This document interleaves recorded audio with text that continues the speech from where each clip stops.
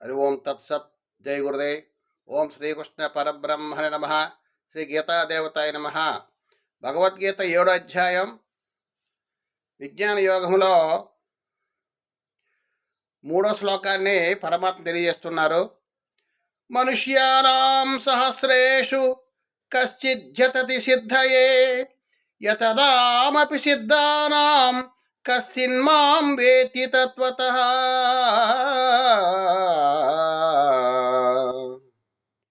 వేల కొలది మనుషులలో ఎవడో ఒకడు మాత్రమే నన్ను గూర్చి తెలుసుకుండకు ప్రయత్నించును.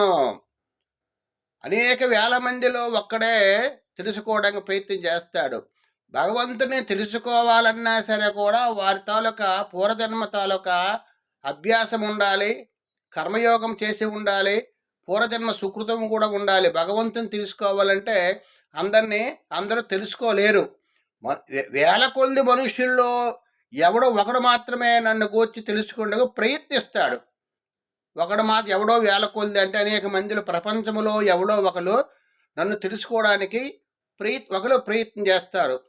అట్లు ప్రయత్నించిన వారిలో కూడా ఒకానొకడు మాత్రమే మత్పరాయణుడై నా తత్వమును అనగా నా యథార్థ స్వరూపమును ఎరుగును. అనేక ప్రయత్నం చేస్తాం మనం. ప్రయత్నము చేసిన వారితో అనేక వేల మంది ప్రయత్నం చేసిన వారిలో ఒకానొకడు మాత్రమే మత్పరాయణుడై అంటే నన్ను తెలుసుకోవడానికి వాడు ప్రయత్నం చేస్తాడు.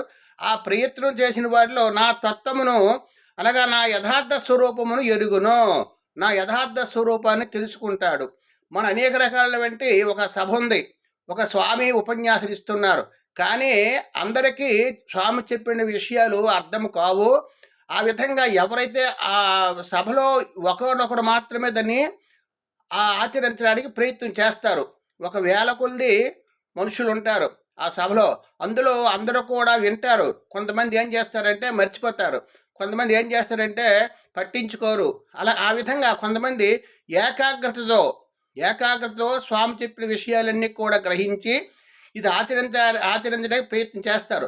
అటువంటి ఆచరించినటువంటి మనుషులలో అనేక వేల మందిలో ఒకడు మాత్రమే నా యథార్థ స్వరూపాన్ని తెలుసుకుంటాడు అని పరమాత్మ తెలియజేశారు. ఆ విధంగా మనము ఏం చేయాలంటే ఎవరు మనం చెప్పవలసిన విషయాలు మనం చెప్పాలి. వాళ్ళు వినలేదని మనం ఇచ్చేయకూడదు. చెప్పవలసిన చెప్తే వాళ్ళు ఎప్పటికైనా సరే మారడానికి అవకాశం ఉంటుంది.